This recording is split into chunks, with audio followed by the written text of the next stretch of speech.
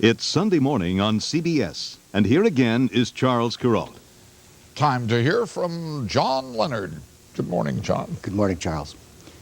In June 1989, when they pulled the plug on Dan Rather in Tiananmen Square, it was as if the lights went out all over American television. China vanished from the nightly news. Without pictures, in the dark, nothing happens.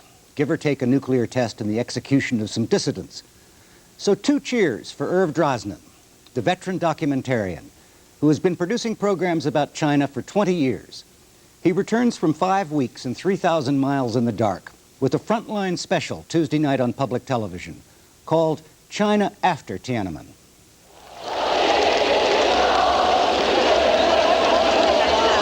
There is the usual footage of the pro-democracy demonstrations at the gate to the Forbidden City and the massacre. But Drosnin's restless cameras look for signs of change. In Beijing, for instance, a school for fashion models.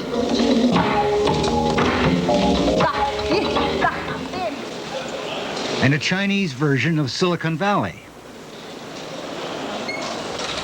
And a campy museum of Mao memorabilia. In the countryside, a peasant consumerism hard to distinguish from that bourgeois liberalization so much disdained by party rhetoric. In Guangzhou and the new economic development zones of the South, a modern dance troupe.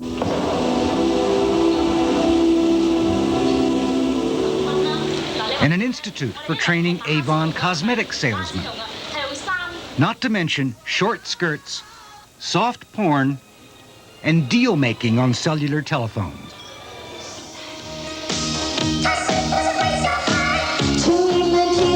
Plus, perhaps inevitably, the 5th modernization, rock concerts and discos.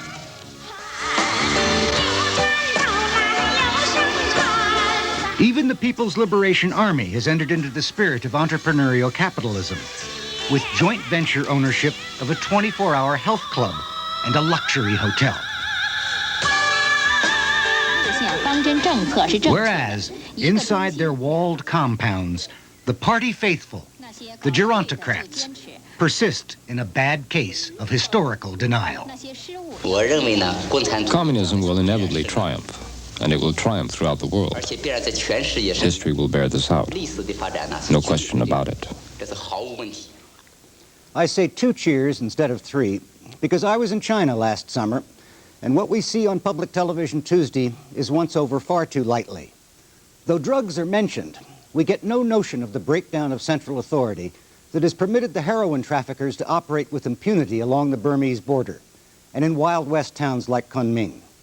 The devastated environment is ignored, while China dumps 3 billion tons of contaminated water into the ocean annually and turns 40,000 acres of arable land into desert each year and ranks 3rd in the world in sulfur dioxide emissions. Canton-style entrepreneurial capitalism isn't going to solve distribution problems that allow half your rice crop to rot in warehouses.